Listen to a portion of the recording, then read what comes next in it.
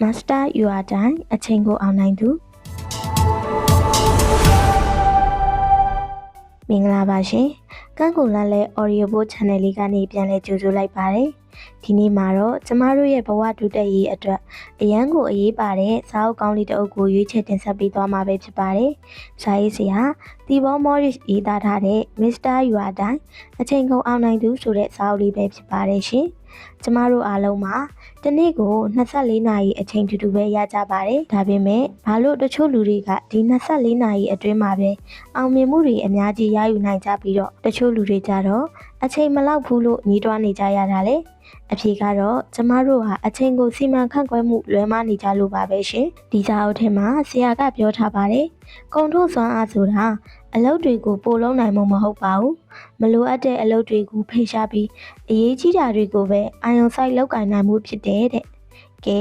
ဒါဆိုရင်ကျမတို့ရဲ့အချိန်တွေကိုဘယ်လိုအကောင်းဆုံးအသုံးချမလဲရွှေ့ဆိုင်တက်တဲ့အကျင့်ဆိုးတွေကိုဘယ်လိုဖျောက်ပစ်မလဲဆိုတာကိုဒီစာအုပ်လေးရဲ့အနှစ်ချုပ်လေးကနေတစ်ဆင့်အတူတူလေ့လာကြည့်ကြရအောင်နော်ပထမဆုံးအနေနဲ့ကျမတို့ခေါင်းထဲမှာဆွဲနေတဲ့အယူဆတစ်ခုကိုပြောင်းလဲပစ်ဖို့လိုပါတယ်ဒါကတော့အချိန်စီမံခန့်ခွဲမှုဆိုတာတက်မိမိရဲ့စွမ်းအင်ကိုစီမံခန့်ခွဲမှုကပိုအရေးကြီးတယ်ဆိုတာပါပဲကျမတို့ရဲ့စွမ်းအင်ကျမတို့ရဲ့အာရုံစိုက်နိုင်စွမ်းတွေဟာတစ်နေ့တာလုံးမှာအတက်အကျရှိပါတယ်မနက်ခင်းမှာလန်းဆန်းနေပေမဲ့နေ့လယ်ပိုင်းမှာအိမ်ငိုက်တာမျိုးညနေပိုင်းမှာပင်မနှွမ်းနေတာမျိုးတွေကြုံမှုကြတယ်မလားဒါဟာသဘာဝပါပဲစာရေးဆရာပြောထားတာကကိုယ့်ရဲ့စွမ်းရည်အပြည့်အဝဆုံးအချိန်ကိုရှာဖွေပါတဲ့ဥပမာရှင်ကမနက်ခင်းမှာခေါင်းအကြည့်လင်းဆုံးဆိုရင်အဲ့ဒီအချိန်ကိုအရေးကြီးဆုံးအုံနောက်အသုံးချရဆုံးအလုပ်တွေအတွက်တည်တံ့ဖယ်ထားပေးပါအီးမေးလ်စစ်တာဖုန်းပြောတာလိုမျိုးတိတ်အရေးမကြီးတဲ့အလုပ်တွေကိုတော့စွမ်းရည်နေတဲ့နေ့လည်ကင်းလိုမျိုးအချိန်တွေမှာလုပ်သင့်ပါတယ်ဆရာကစွမ်းရည်စောင့်ဝန်းနဲ့ပတ်သက်ပြီးအဆင့်6ဆင့်ကိုလည်းရှင်းပြထားပါသေးတယ်ပထမဆုံးအဆင့်ကတော့အနားယူခြင်းမှာအိပ်ရေးဝဝအိတ်တာအာဟာရပြည့်အောင်စားတာဟာအလုံးမလုံးပဲအချိန်ဖြုံးတာမဟုတ်ပါဘူးဒါဟာစွမ်းရည်စုဆောင်းခြင်းဖြစ်ပါတယ်စုဆောင်းထားတဲ့စွမ်းရည်ကိုအရေးကြီးတဲ့ပန်းနိုင်စီဥတီပေးရပါမယ်ပြီးရင်တော့အပြည့်အဝအာရုံစိုက်ပြီးအလုပ်လုပ်ရပါမယ်ဒါကြောင့်အလုပ်တွေအများများနေပြီလို့ခံစားနေရရင်နိုင်ပေါင်းများစွာဇက်တိုက်ထိုင်လုံးနေမယ့်အစားကိုယ့်ရဲ့စွမ်းရည်အခြေအနေကိုပြန်စစ်ဆေးကြည့်ပါလို့အကြံပြုချင်ပါတယ်ရှင်နောက်ထပ်စိတ်ဝင်စားစရာကောင်းတဲ့ခေါင်းစဉ်လေးတစ်ခုကတော့ procrastination လို့ခေါ်တဲ့အလုပ်ကိုအချိန်ရွှေ့ဆိုင်းတတ်တဲ့အကျင့်ပါပဲမနက်ဖြန်မှာလုပ်လိုက်မယ်ဆိုတဲ့စကားကိုကျမတို့ဘယ်နှခါလောက်ပြောခဲ့ဘူးတလဲစဉ်းစားကြည့်ပါဦးစာအုပ်ထဲမှာတော့ကျမတို့ဘာလို့အလုပ်တွေကိုရွှေ့ဆိုင်းကြလဲဆိုတဲ့အကြောင်းရင်း၃ချက်ကိုထောက်ပြထားပါတယ်နံပါတ်1ကတော့ဘာလို့ရမှန်းမရှင်းလင်းလို့ပါတခါတလေမှာကျမတို့ပြင်းလို့အလုံးမလုံးတာမဟုတ်ပါဘူးဒီအလုပ်ကိုဘယ်လိုစရမလဲဘာဆက်လုပ်ရမလဲဆိုတာဝေဝါးနေတဲ့အခါအုံနောက်ကအလိုလိုရှောင်ဖယ်ချင်လာပါတယ်ဒါကြောင့်အလုပ်တစ်ခုမစခင်မှာငါဘာလုပ်ချင်တာလဲဘယ်လိုလုပ်ရမလဲဆိုတာကိုအတိအကျချရေးပါရှင်းလင်းမှုရှိရင်စလုပ်ဖို့လွယ်ကူသွားပါလိမ့်မယ်နံပါတ်2ကတော့အခက်အခဲတွေကိုတွေးကြောက်နေလို့ပါအလုပ်တစ်ခုကအရန်ကြီးမားပြီးခက်ခဲမယ်လို့ထင်နေရင်ကျမတို့မစရဲကြပါဘူးဒီလိုအခါမျိုးမှာအလုပ်ကြီးကိုအပိုင်းအစလေးတွေခွဲပစ်လိုက်ပါဥပမာစာအုပ်တစ်အုပ်လုံးရေးဖို့စဉ်းစားနေမယ့်အစားဒီနေ့စာမျက်နှာတစ်မျက်နှာပဲရေးမယ်လို့တွေးလိုက်ရင်ပိုပြီးလွယ်ကူသွားတယ်မဟုတ်လားနံပါတ်3ကတော့မှားမှကြောက်လို့ပါမအောင်မြင်မှာသူများဝေဖန်မှာကြောက်တဲ့စိတ်ကကျမတို့ကိုတည်သွားစေနိုင်ပါတယ်မှားတာဟာတင်ယူလေ့လာခြင်းရဲ့အစိတ်အပိုင်းတစ်ခုပါပဲအမားကိုလက်ခံနိုင်စွမ်းရှိမှရှေ့ဆက်တိုးတက်နိုင်မှာဖြစ်ပါတယ်ဒီအပိုင်းမှာတော့ဆရာကကျမတို့ရဲ့တွေးခေါ်ပုံလေးကိုလုံးဝပြောင်းလဲပြစ်မဲ့သဘောတရားတစ်ခုကိုမိတ်ဆက်ပေးထားပါတယ်ဒါကတော့ micro life ဆိုတဲ့အယူအဆပါပဲ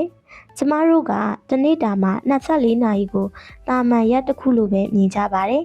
ဒါပေမဲ့တကယ်တမ်းကျတော့ဒီနေ့တစ်ရက်ဟာဘဝတည်တည်လေးတစ်ခုပါပဲဒီနေ့တစ်ရက်ထဲမှာရှင်ပါလောက်လိုက်လဲဆိုတာဟာရှင်းဘဝကြီးတစ်ခုလုံးရဲ့ပုံရိပ်လွှာလေးပါပဲ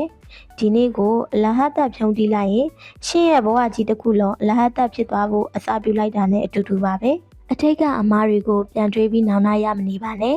အနာဂတ်အတွက်လည်းဂျူပူမနေပါနဲ့လက်ရှိရောက်နေတဲ့အချိန်ဒီချိန်လေးကိုပဲအကောင်းဆုံးဖန်တီးပါ Today is your life in my nature ဒီနေ့ဟာရှင်းဘဝရဲ့ပုံစံငယ်လေးတစ်ခုဖြစ်တာကိုအမြဲတတိယပေးပါရှင်နောက်တစ်ခုကတော့အလင်းလိုမှုကိုဖန်တီးပါ ဓာတ်လိုင်းမရှိရင်ကျမတို့အလုံးမလုပ်တတ်ကြပါဘူးဒါကြောင့်ကိုစိန်ခေါ်မှုလေးတွေလုပ်ကြည့်ပါဒီအလုပ်ကို3ရက်နဲ့ပြီးအောင်လုပ်မယ်လို့သတ်မှတ်ထားတာထက်ဒီနေ့ညနေမိုးမချုပ်ခင်ပြီးအောင်လုပ်မယ်ဆိုပြီးဖိအားပေးလိုက်တဲ့အခါကျမတို့ရဲ့အုံနောက်ကပိုပြီးလက်ပတ်ပြန်လာတတ်ပါတယ်လူတိုင်းအချိန်24နာရီပဲရတာမှန်ပေမဲ့တချို့လူတွေကသူများတက်အစပေါင်းများစွာပိုပြီးပြင်းပြအောင်လုပ်ကြတာတွေ့ဘူးကြမှာပါသူတို့ကအချိန်ကိုပွားယူတတ်ကြလို့ပါတယ်ဘလို့များပွားယူမလဲနီလန်း၄သွယ်ရှိပါတယ် 80-20 rule ကျမတို့လုံးသမျှအလုပ်တွေရဲ့20ရာခိုင်နှုန်းကပဲ80ရာခိုင်နှုန်းသောအကျိုးအလတ်ကိုပေးတာပါဒါကြောင့်အကျိုးမရှိတဲ့ကျန်တဲ့80ရာခိုင်နှုန်းသောအလုပ်တွေကိုလျှော့ချလိုက်ပါအရေးကြီးဆုံး20ရာခိုင်နှုန်းကိုပဲရှောက်ဝေးပြီးလုပ်ကြပါကိုယ်တိုင်လုံးစရာမလိုတာတွေကိုသူများကိုလွှဲပေးပါအရာရာကိုကိုယ်တိုင်လုပ်လိုက်ရင်ရှင်ဘယ်တော့မှအချိန်လောက်မှာမဟုတ်ပါဘူးကိုမကျွမ်းကျင်တဲ့အလုပ်ကိုလုံးစရာမလိုတဲ့အလုပ်တွေကိုသူများကိုကူညီတောင်းပါဒါမှမဟုတ်တာဝန်ခွဲဝေပေးလိုက်ပါတင်ယူလေးလာခြင်းကိုတိုးစီပါအရာရာကိုကိုယ်တိုင်အစကနေစမ်းသပ်လောက်ကင်နေမဲ့အစားနားလည်တော့ကျန်းတဲ့ဆရာသမားတွေစာအုပ်တွေသင်တန်းတွေစီကနေလေ့လာလိုက်ပါသူတို့10နဲ့ချီပြီးရှာဖွေတွေ့ရှိထားတဲ့အရာတွေကိုရှင်ကနိုင်ပိုင်းအတွင်းမှာတင်ယူလိုက်ခြင်းအဖြစ်အချိန်တွေအများကြီးတက်တာသွားစေပါတယ်ငွေကြေးသုံးပြီးအချိန်ဝယ်ပါဒါကတော့နည်းနည်းအဆင့်မြင့်ပါတယ်ကိုတက်နိုင်မယ်ဆိုရင်ကိုယ့်ရဲ့အချိန်ကိုတက်တာစေမဲ့ဝန်ဆောင်မှုတွေကရိယာတွေကိုဝယ်ယူသုံးစွဲပါဥပမာအဝိရှော်မဲ့အချိန်ကိုအဝိရှော်စာသုံးလိုက်တာဒါမှမဟုတ်အိမ်တန်ရှင်းဝန်ဆောင်မှုငှားလိုက်တာမျိုးပေါ့ဒီကနေပိုထွက်လာတဲ့အချိန်ကိုကိုယ့်ဘဝတိုးတက်မဲ့နေရာမှာပြန်သုံးချနိုင်ပါတယ်ရှင်နောက်ဆုံးအနေနဲ့အရေးကြီးဆုံးအချက်ကတော့ focus ပါပဲဒီခေတ်ကြီးမှာကျမတို့အာရုံစိုက်နှံစမ်းကအရန်ရှားပါတဲ့အရေးမြစ်ဖြစ်လာပါပြီဖုန်းတွေ notification တွေကကျမတို့ကိုအချိန်တိုင်းနှောက်ယှက်နေပါတယ်စာရေးဆရာကပြောပါတယ်အလုပ်တစ်ခုကနေတစ်ခုကိုခဏခဏကူးပြောင်းလောက်ကင်ခြင်းကိုရှောင်ကျဉ်ပါတဲ့အလုပ်တစ်ခုလုံးနေတော့ဖုန်းဝင်လာလို့ပြောလိုက်တယ်ပြီးမှအလုပ်ပြန်လုပ်တယ်ဆိုရင်အုံနောက်ကမူလအချိန်ကိုပြန်ရဖို့အချိန်တော်တော်လေးယူရပါတယ်ရှင်ဒါကြောင့် follow state လို့ခေါ်တဲ့ဇန်ဝင်စားပြီးလောက်ကင်တဲ့အခြေအနေကိုရအောင်ယူပါအလုပ်လုပ်တဲ့အခါဖုံးပိတ်ထားပါတိတ်ဆိတ်တဲ့နေရာကိုရွေးပါတစ်ချိန်မှာတစ်ခုတည်းကိုပဲပြီးပြအောင်လုပ်ပါဒီလိုနည်းနဲ့ကျမတို့ရဲ့အလုပ်ပြီးပြောင်းမှုနှုန်းဟာအမကန်တိုးတက်လာမှာဖြစ်ပါတယ်။ဒီနေ့တင်ဆက်ပေးခဲ့တဲ့ Master Your Time ဆိုတဲ့စာအုပ်လေးတွေကအချက်လက်တွေကနေပရိသတ်ကြီးအတွက်အကျိုးရှိစေမယ့်အတွေးအမြင်တွေရရှိမယ်လို့မျှော်လင့်မိပါတယ်။အချိန်ဆိုတာပြန်မရနိုင်တဲ့အရာပါ။ဒါကြောင့်ဒီစာအုပ်လေးတွေကအတိုင်းကိုယ့်ရဲ့စွမ်းရည်ပြေဝဆုံးအချိန်တွေကိုအသုံးချပါ။ရွှေဆိုင်တက်တဲ့စိတ်ကိုအနိုင်ယူပါ။ဒီနေ့တရက်ကိုဘဝတစ်ခုလို့သဘောထားပြီးနေထိုင်ပါအရေးကြီးဆုံးအလုပ်တွေကိုပဲရွေးချယ်လုပ်ကိုင်ပြီးအာရုံစိုက်မှုအားကောင်းကောင်းနဲ့ရှေ့ဆက်ကြပါစို့လို့တိုက်တွန်းချင်ပါတယ်ရှင်ဒီနေ့ဆောင်အနှစ်ချုပ်လေးကိုနားထောင်ပြီးတော့မိတ်ဆွေတို့ရဲ့နေ့စဉ်ဘဝမှာဘယ်အချက်လက်တွေကိုစမ်းလုပ်ကြည့်ခြင်းလဲဆိုတာကိုကွန်မန့်မှာရေးခဲ့ပေးကြပါအောင်နော်နောက်ရက်တွေမှာလည်းအခုလိုမျိုးဘ ഹു တုတရစရာစိတ်ခွန်အားရစရာ audio book လေးတွေကိုဆက်လက်တင်ဆက်ပေးသွားမှာမလို့ကန့်ကူလက်လက် channel လေးကို subscribe လေးလုပ်ပေးဖို့မမေ့ပါနဲ့အောင်နော်နားဆင်ပေးခဲ့ကြတဲ့တယောက်ချင်းစီတိုင်းကိုကျေးဇူးတင်ပါတယ်ရှင်ကိုစိတ်နှပြကျမ်းမာချမ်းသာကြပါစေနော်